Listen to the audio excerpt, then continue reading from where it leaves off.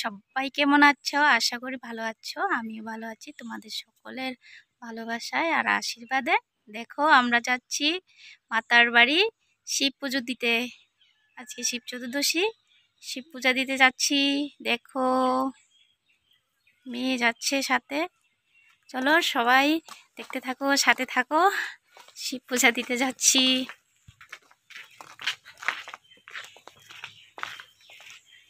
সবাই সাথে চলো, মাতার বাড়ি দেখাবো সবাইকে। ত্রিপুরা সুন্দরী মাতার বাড়ি উদয়পুরে, ত্রিপুরা সুন্দরী মাতার বাড়িতে যাচ্ছি আমরা পুজো দিতে।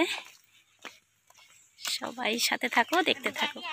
ত্রিপুরেশ্বরীর মায়ের কালী মন্দির উদয়পুরে, গুয়াহাটির কামরূপ কামাখ্যা রীতি অনুযায়ী পূজা। দেবী কামাখ্যার মতন এখানে পীঠ হিসাবে সমস্ত নিয়ম মেনে ত্রিপুরেশ্বরীর কালী মন্দির শুধু ধর্মীয় নয়, ঐতিহাসিক এবং সাংস্কৃতিক ভাবেও ত্রিপুরায় এক গুরুত্বপূর্ণ স্থান। আপনি যদি ত্রিপুরা ভ্রমণে আসেন তবে এটি অবশ্যই দেখা উচিত। পূজার পাশাপাশি বিভিন্ন বিষয়ে পূজা ও অনুষ্ঠান হয়, যার মধ্যে মাকে রোজ নৈবেদ্য হিসাবে খিচুড়ি ও মিষ্টান্ন নিবেদন করা হয়। এখনো ছাগল ও কবুতর বলির প্রথা রয়েছে, তবে রাজসিক পশু বলি এখন সম্পূর্ণ বদ্ধ।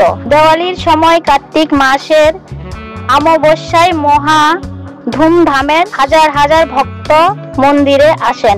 বিশেষ করে কলিকাতা থেকেও মন্দিরে দুর্গাপূজা খুব জাঁকজমকের সাথে এখনো পালন হয়। রাজা বীর বিক্রম কিশোর মাণিক্য ইংরেজদের আমলে মন্দিরের ঐতিহ্য ধরে রাখেন। ত্রিপুরার একমাত্র বিমানবন্দর আগত মহারাজা বীর বিক্রম থেকে গাড়িতে 1.5 ঘন্টার পথ।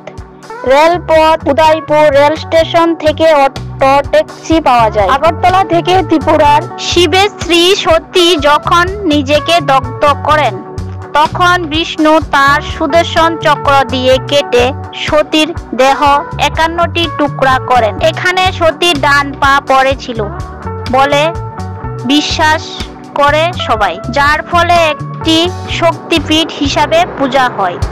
1501 সালে রাজা ধন্যমাণিক্য স্বপ্ন দেখেন ত্রিপুরা রাজবংশের এই ত্রিপুরেশ্বরীর মন্দির খুব পুরানো এবং সমস্ত অন্যান্য বাংলার মন্দির স্থাপত্য শিল্পের সাথে মিলে যায়। এখানে কালো পাথরের দেবী মূর্তি রয়েছে, যার তুলনামূলক ছোট তবে খুব জাগ্রত এবং শক্তিশালী মূর্তি। মাতার বাড়ি মন্দিরের পাশে বিশাল এক পুকুর রয়েছে, যেখানে পুণ্যার্থীরা স্নান করেন এবং এটি অত্যন্ত পবিত্র বলে মানে সবাই।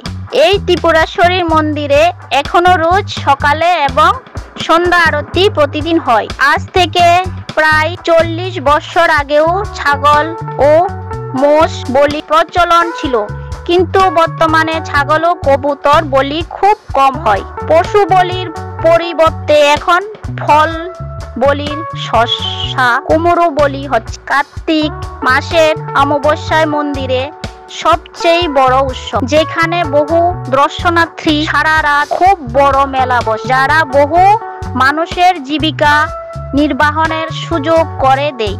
দেবীর উদ্দেশ্য স্পেশাল প্রসাদ নিবেদন করা হয় এবং ভক্তরা দিনভর। আশ্বিন মাসে দুর্গা পূজা ও নবরাত্রি পূজায় দেবী এখানে মহিষাসুর মর্দিনী রূপে পূজিত হয়ে থাকে। দশমীর দিন বিশেষ কুমারী পূজা করা হয়। ত্রিপুরেশ্বরীর মন্দিরের সাথে কয়েকটি অলৌকিক কাহিনী জড়িত। শুনেছি দেবী ত্রিপুরেশ্বরীর মূর্তি কোনো কারিগর তৈরি করেননি, এটি স্বয়ং ঈশ্বর এই মূর্তি ধীরে ধীরে আকার পরিবর্তন করে এবং প্রাচীন পাথরের সাথে মিশে গেছে। কাঠের কচ্ছপের মূর্তিটিকে দেবীর শক্তি প্রতীক মনে করা হয়।